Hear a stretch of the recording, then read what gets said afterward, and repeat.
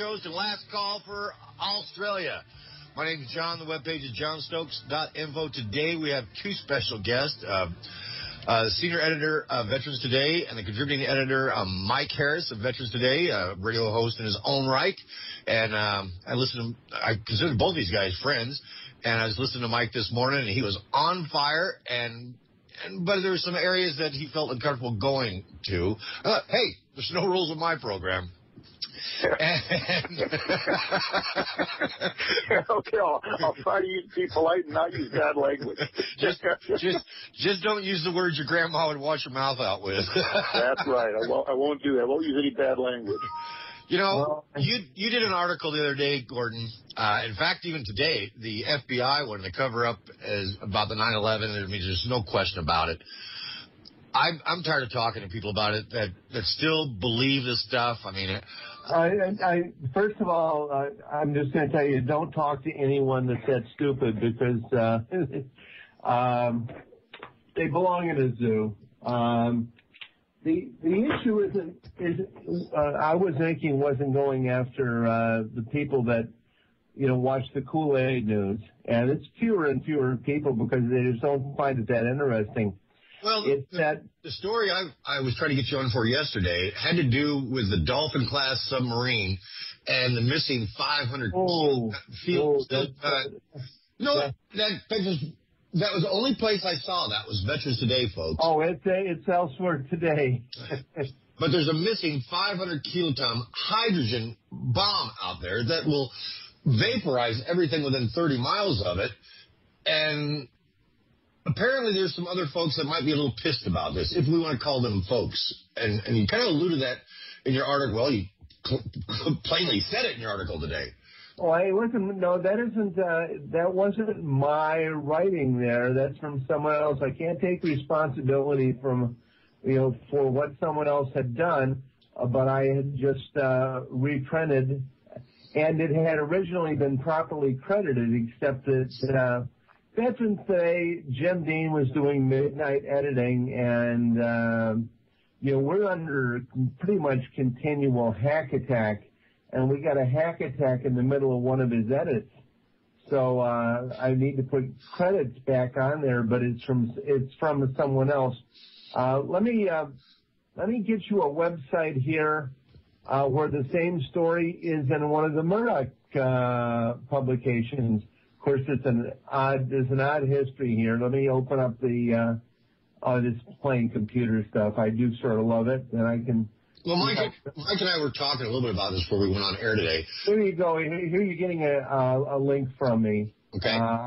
And those of you who weren't with us on Skype will not get this link from worldnewstomorrow.com, which is a former Murdoch paper that was recently repurchased, and it was meant to be his place on the internet, which he lost. We make a little mistakes. Well, open that up and you'll find that same story sitting there.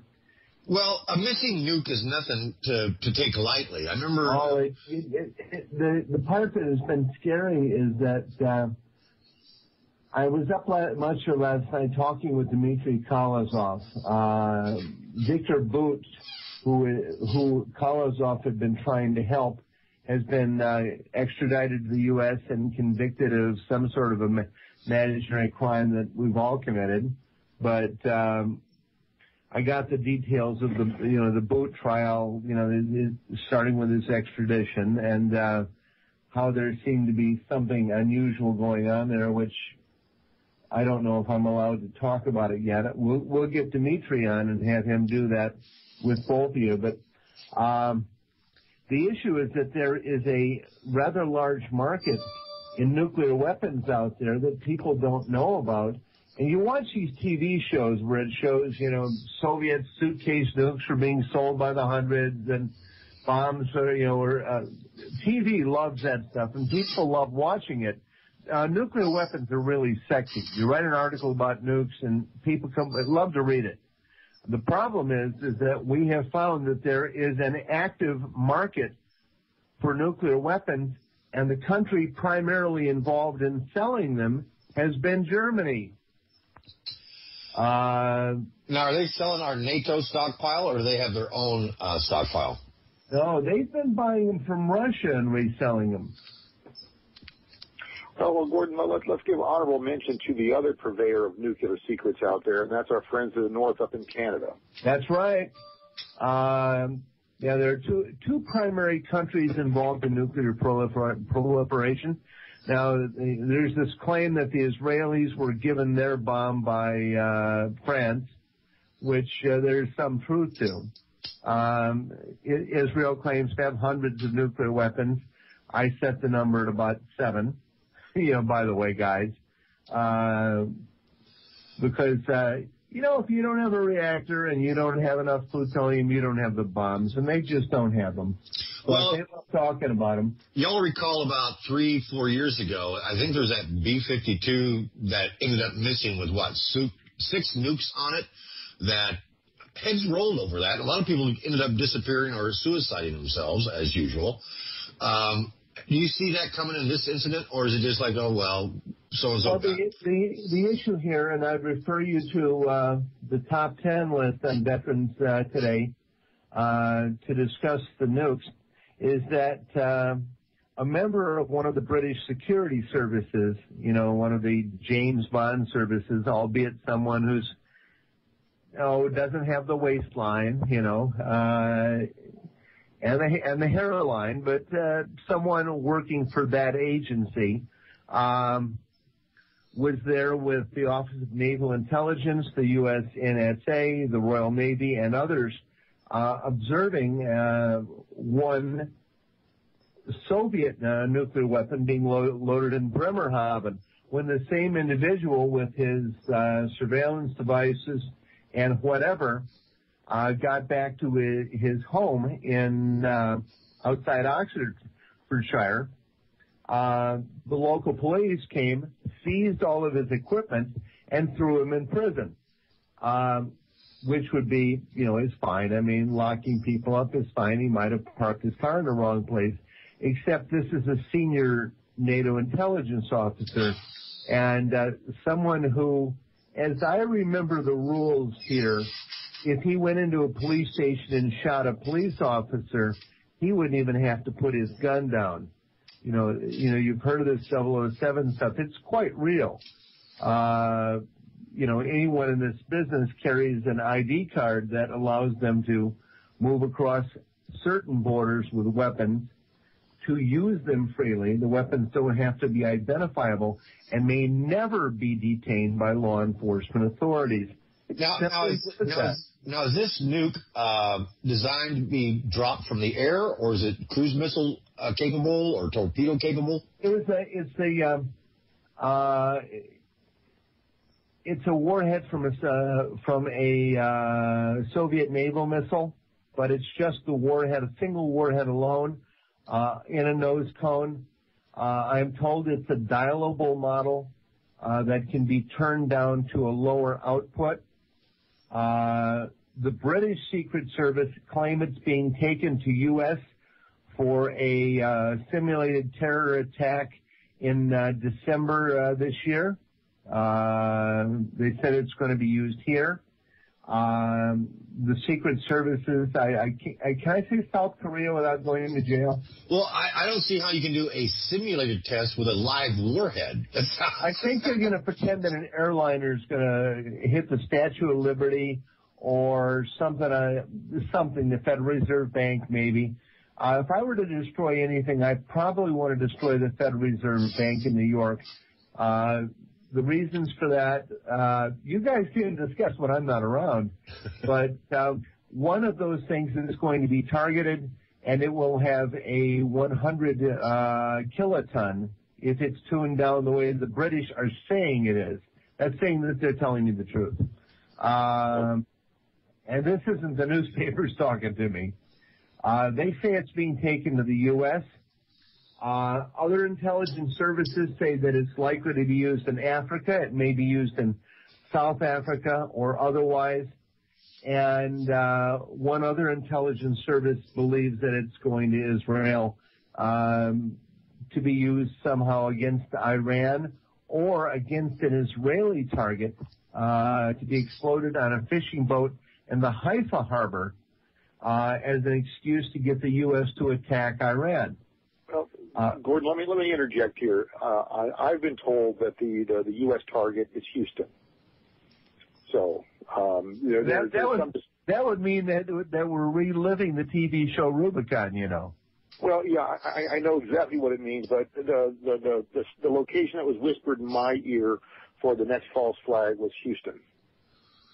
Hasn't Mike May been covering that? Captain May with the BP? He's been going over that. He's been busy lately, and we're featuring his articles prominently. He's a good writer, has good intelligence sources, unlike many. And I'll run back here. The story we have two versions. One, my version initially, which is done as hard news with denials in it, and then we have another version that was an addendum on the bottom from John Kettle, which is not my work, and but deserved publishing because it was things that I was not free to disclose. If other people are going to do it, we're going to let them do it. I think you might be pretty accurate, or there's a good assumption here about the Federal Reserve being a target, because the franchise ends, I think, December 21st this year. The 100-year contract is up. Congress will probably roll it over. But their criminal activity and fleecing the world may get found out, and what better way to destroy the evidence like they did in 9/11 with the bond fraud and also the Pentagon fraud than destroying the targets? Well, most of the violations have been done at the Federal Reserve Bank in New York. Geithner uses it as their personal piggy bank. Now, the activities involved there, he's run $31 trillion of non-existent capital out of that bank in the last 6 months. And it just makes me think that there's probably a need for that building to disappear. And I suspect, just adding 2 and 2 would be that it would go. The other rationale we've had, as Mike has said, we've had the bottom is coming out of oil. Now you're still paying over $3 a gallon for gas. Some people up to $4. The bottom is totally out of the market to where it could go to 85 cents if the market were allowed to float. But that's a huge fear that many have, is that oil is going to disappear entirely. And if it does, as many as 15 or 20 countries are going to become grossly unstable. We have a couple of worries. Well, one, of course, is that countries do make money off oil. And then additionally, the criminal elements of the world, those that aren't involved in narcotics, are still in the oil price fixing. The Koch brothers, Sherson Lehman, certain groups of Israelis, certain groups on Wall Street, and one of the Bush family's residual businesses outside of narcotics is rigging oil prices. So they feel that hydrocarbons haven't yet been adequately exploited, and anybody that thinks that exploding a nuclear weapon is a big deal anymore,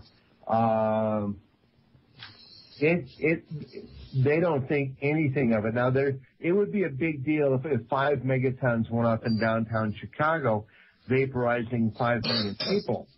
And, that's what Eric May writes about, and that was in someone's plans at one point. But using smaller or controllable weapons to manipulate markets, destroy public buildings. I mean, 9/11 was a nuclear incident. We finally have Jimmy and I can only call him Jimmy here, we finally have Jimmy on board, realizing that the World Trade Center was destroyed by 4 tritium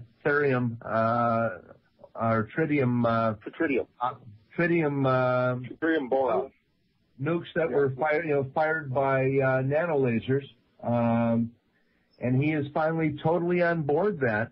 And this is an American intelligence officer of adequate authority to, under normal circumstances, where it's a free country, to affect the outcome of things going on. But we'll say that Army intelligence now believes that 9/11 was a nuclear event. They aren't putting the name Israel on it, because he's saying that there is no one whose career could be protected against doing that in the Pentagon. But they do admit that the World Trade Center was not hit by airplanes, that those were CGI. This is Army, the United States Army, and that the World Trade Center was destroyed by nuclear weapons. Well, that just goes to show you what you can do with a laptop in a cave in Afghanistan. Yeah, well, no, the laptops are a lot better these days than they were 20 years ago, Tom. Well, Mike was part of this when the individuals from Army were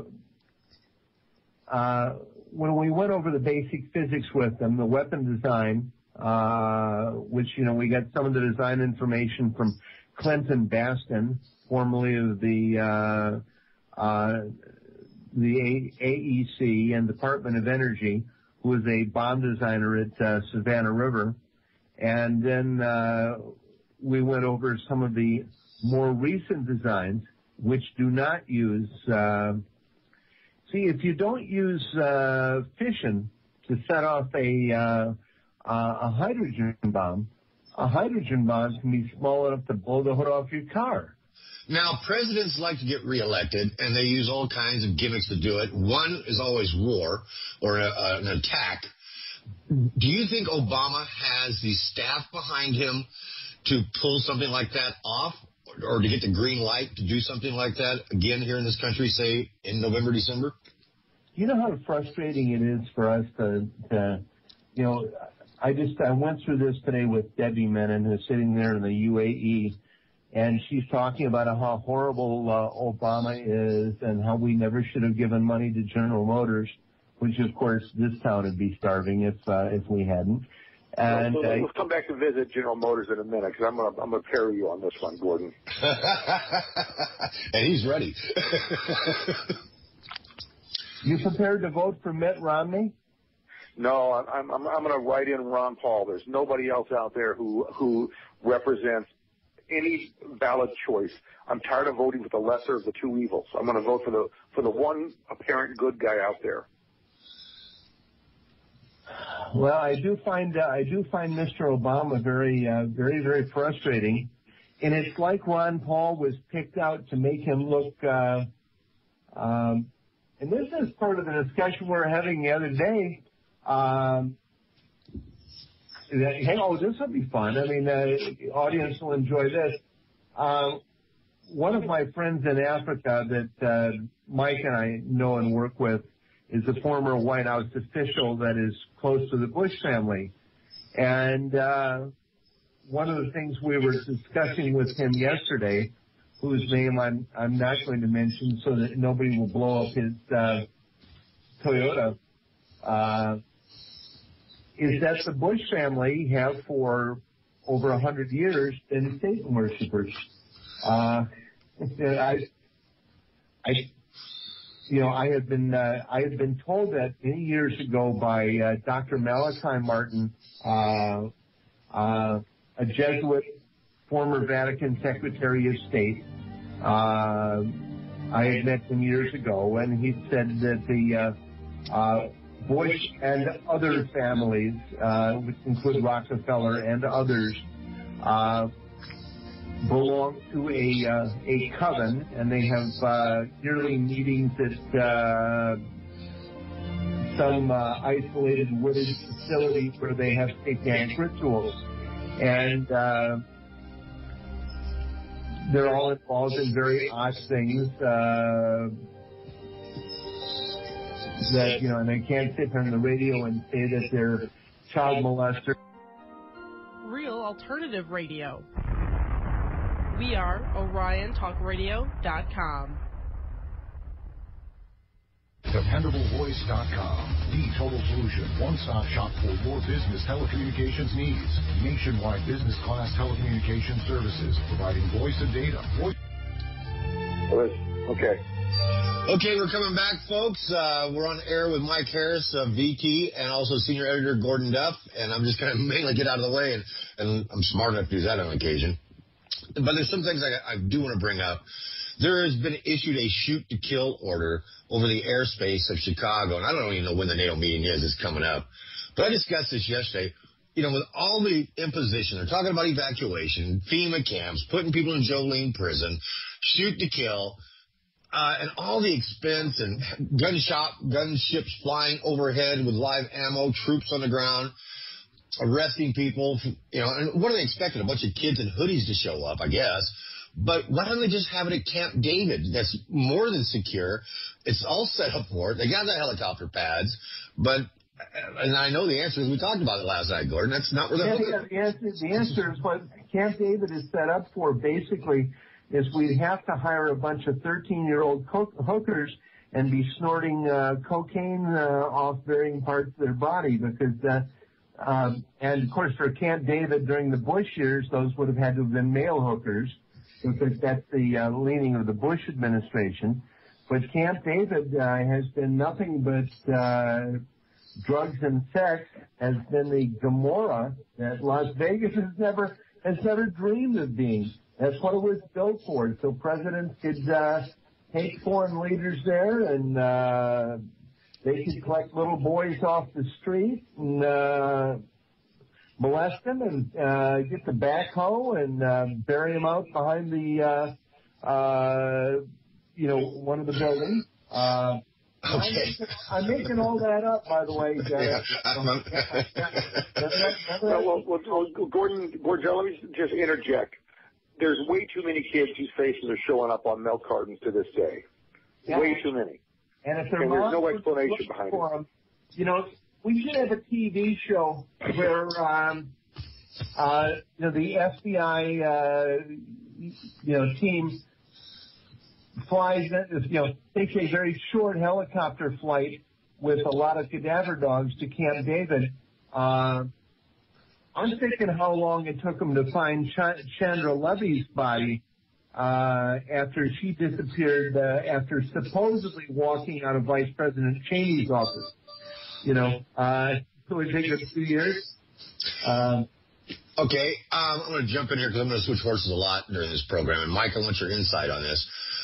Yesterday, the President Disappearing Act, and where is he? And the White House issued a statement. He's here at the White House, busy schedule. And lo and behold, he pops up in the middle of the night in allegedly Afghanistan and signs a treaty, which, by the way, the President doesn't have authority to sign treaties, allegedly.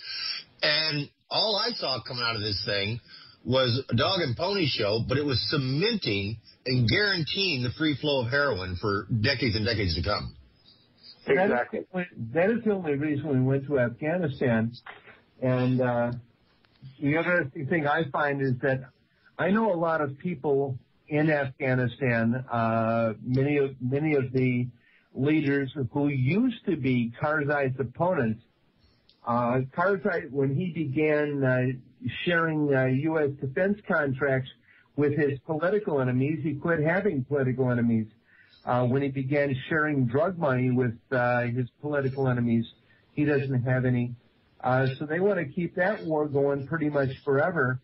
Mike, are you free to share what you shared? Yes, I mean, since, you know, after I spoke with Gordon before I got on the show here, I had someone whisper in my ear to take a very careful look at the footage of Obama showing up in Afghanistan. You look at him giving his speech in the teleprompter there, and look at the crowd behind him. And then you play back the video of him when he was over there a year ago. And it's funny, but the exact same personnel who were standing behind him in the crowd a year ago are standing behind him in this most recent appearance. Same clothes and everything, huh? Same clothes, same everything, same positions. They must have just put their name tag back on and assume they're the position where they're supposed to stand. So, but that's what happened. So it has been whispered in my ear that Obama is not in Afghanistan at all, and that he is at points undisclosed. Well, I tell you, that nothing bothers me more than coincidences. We seem to have so many of them, but I'm shaking actually dust out of my keyboard now, especially the kind of attention I've got. Well, a lot of folks are paying attention to the financial crisis we're in. Not only, the home foreclosure. What financial crisis is that? The one that's affecting us 99%ers. well, John, I'm glad you brought that up because there was the news last night that China has, the Central Bank of China has given the national banks permission to begin dumping their dollars and to begin dumping their dollar-denominated securities, which is really the beginning of the end of taking the U.S. dollar out as the world currency, the world reserve currency. If that happens, life's going to get really, really tough for people in this country. Well, we've got this ticking time bomb coming up in November. They did that budget reauthorization or debt extension, all hoping to get to January or February. Well, they've run out of money way before that, and this thing's going to hit the wall about November. And, of course, Congress is going to be in re-election mode, and whether they're elected or lame duck or whatever. And then we got about $15 trillion that has to be rolled over in Treasury bills. And the only thing I see coming out of this thing is that they're simply going to print it, which is going to cause more disaster. Well, we're looking at a potential Weimar Republic phenomena here. Well, I don't actually believe in money. I think the world just pretends that they use it because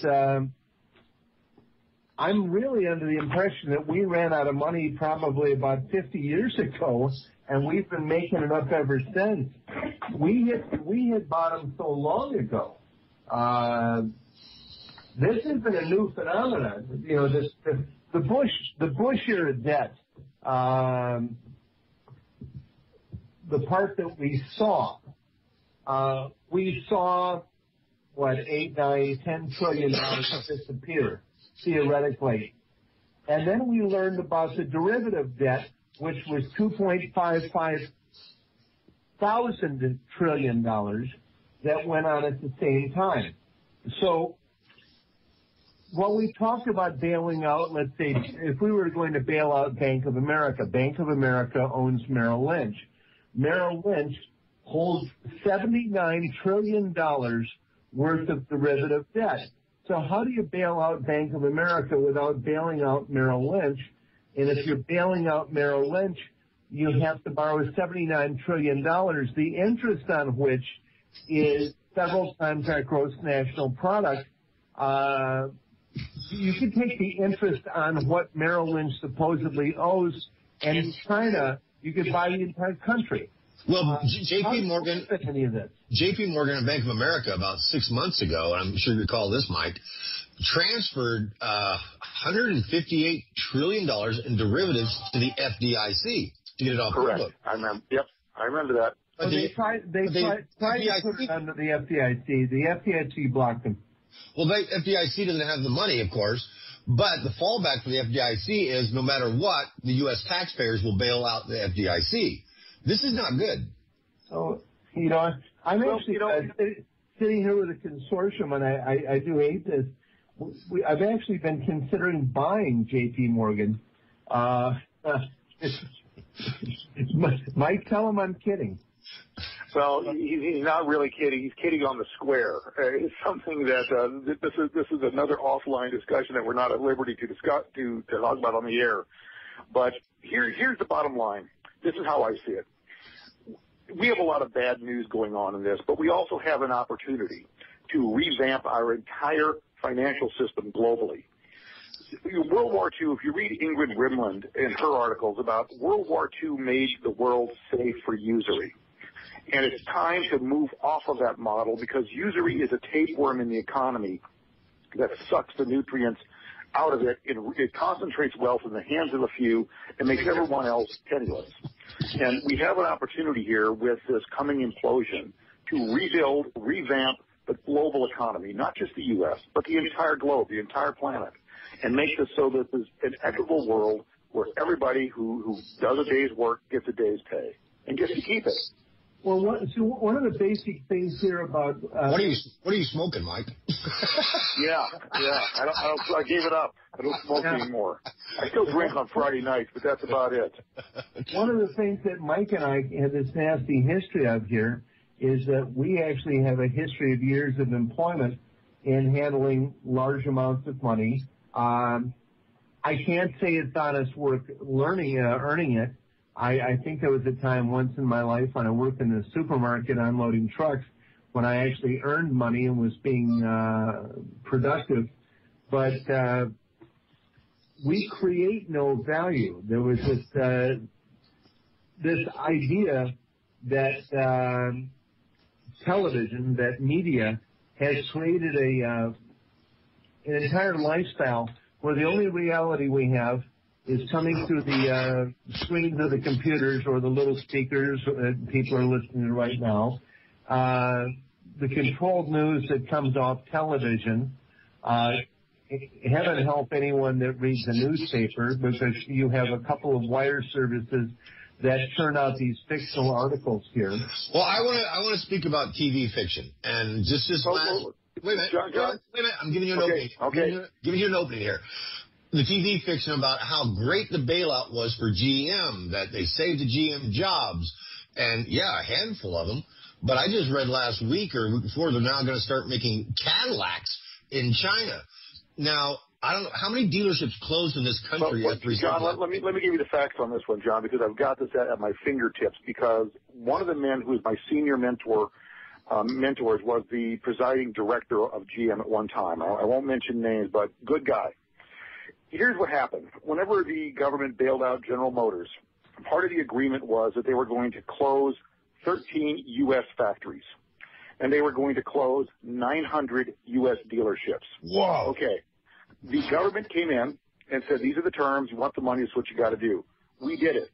Now, since the new management has come in, General Motors has committed and is opening 15 new factories in China, and they're opening 600 new dealerships in China, which means General Motors is no longer a U.S.-based company. They've become a more China-centric company, and the market is no longer here. They've bled this country white. We've been robbed.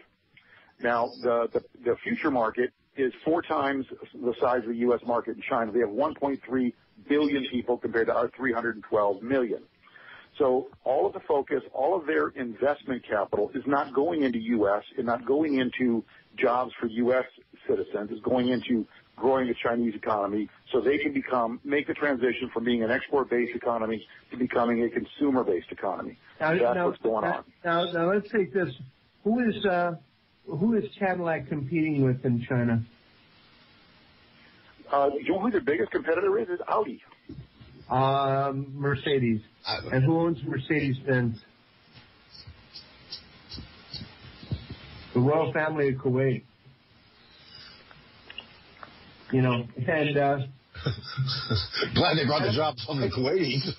wait a minute, I've got to go take a baby out of an incubator right now. I'll be back in a minute or two. Now, Mike, is China doing this for export or is it for consumer inside the country? Well, that's the issue. China has realized that the U.S. is broke and that we will no longer be the consumer of their products that we have been in the past. Their economy is at a critical mass where they can use everything that they build over there internally now and no longer need to be an export-driven country.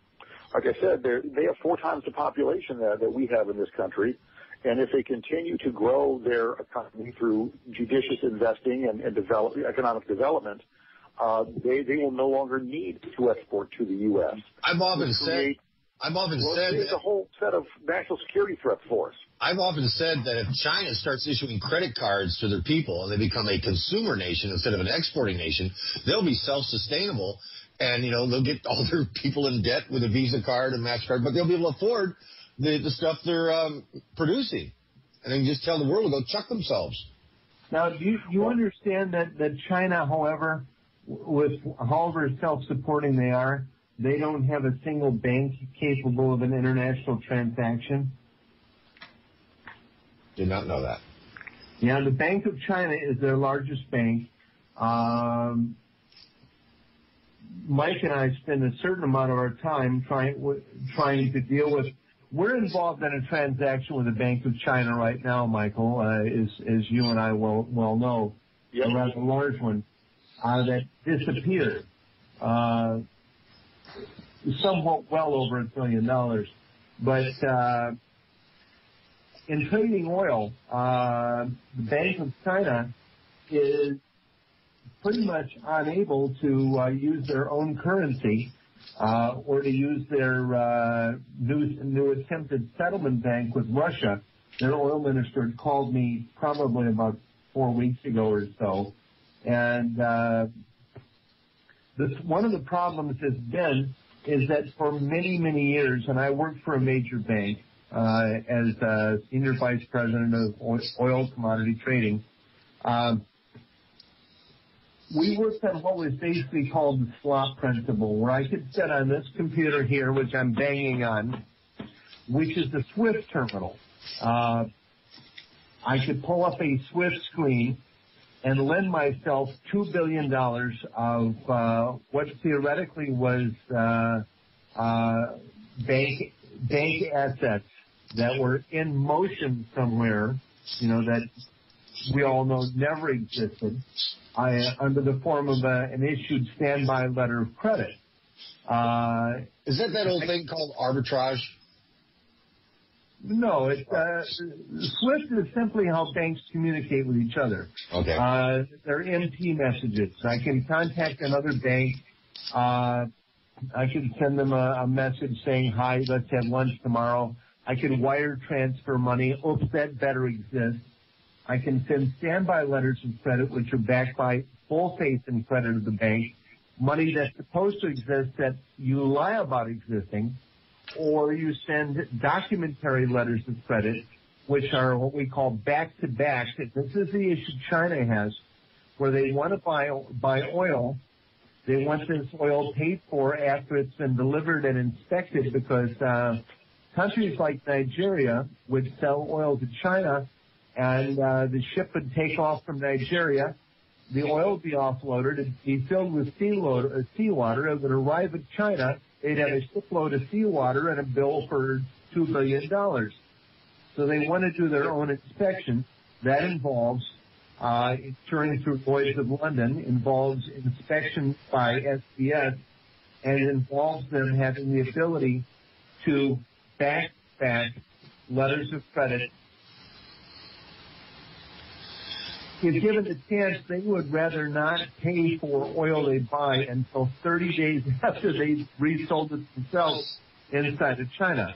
That's the preference, and China has made much of their money by using their economic strength to blackmail others into lending money where they have never had to work on any of their own.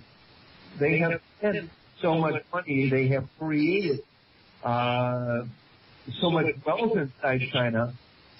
What they don't have is they don't have a collateralized domestic currency, and they are stuck dealing with worthless Western currencies, or they can't buy anything.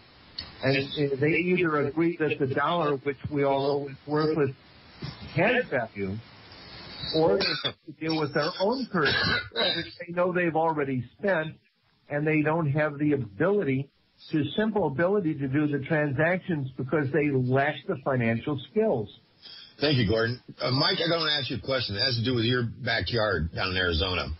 Okay. It was about a year and a half ago. There was the assassination of Judge Roberts, I think his name is, or Rogers? No, Judge Roll. Judge Roll. Yeah, it was Judge Roll. He was involved. He was standing right next to Gabby Giffords whenever they made the attempt on her life. And that was, in fact, that was the first article I wrote for Veterans Today was about that incident, because when I ran for governor of Arizona in 2006, that's when Gabby was running the primary to take the congressional seat that she has. So I got to meet her on several occasions and spend a little bit of time with her, but we're not close friends or anything. But facial recognition of each other, we know each other's names, etc. So. But what's happened? Has there been any further investigation? I mean, I know that the dumb kid they framed or whatever, the patsy, has been whisked away to an insane asylum and kept drugged up. Well, you mean it's sent back to where they found him?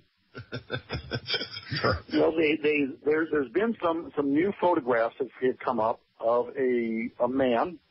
I sent Gordon a copy of these photographs, but there's been photographs of a man wearing blue jeans, but he has on a vest that says he's part of the sheriff's department. And the Pima County Sheriff's Department can't identify who this guy is. But he's in 3 or 4 different photographs. We've got a face, we've got a side profile, but we don't know who this guy is, and we can't find out who this guy is. Pima County doesn't know him. I think you wrote in your article that there was an issue about the number of bullets fired from the capacity of his guns that he used.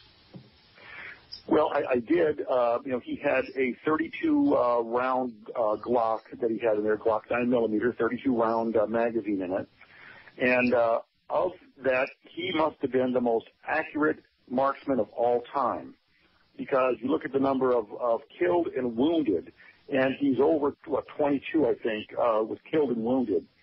And just the volume of this, he makes Wyatt Earp and Doc Holly look like pikers at the OK Corral, because he was dead on accurate. And I can't explain how one individual in that situation could have such deadly accuracy.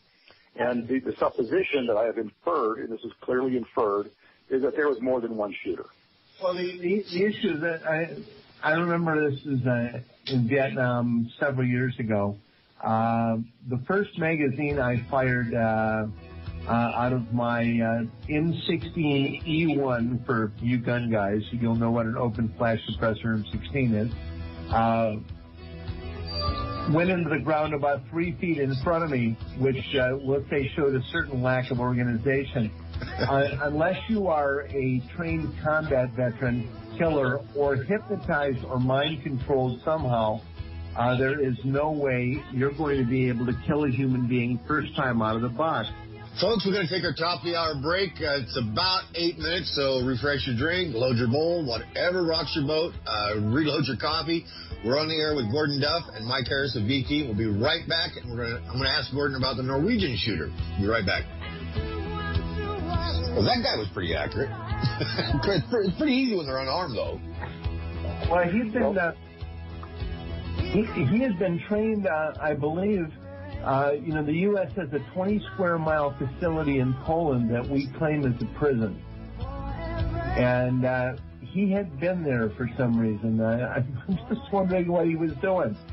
But, you run around Europe for years, and in Switzerland, you go into closets, and everyone in Switzerland is given what do these things weigh? About 13 pounds with a forged receiver. The Swiss make it's very similar to a Galil assault rifle. Well, actually, Gordon, what it is, it's a Sig Sauer 5.56 is what the standard issue is, and the officers carry the 7.62 NATO round.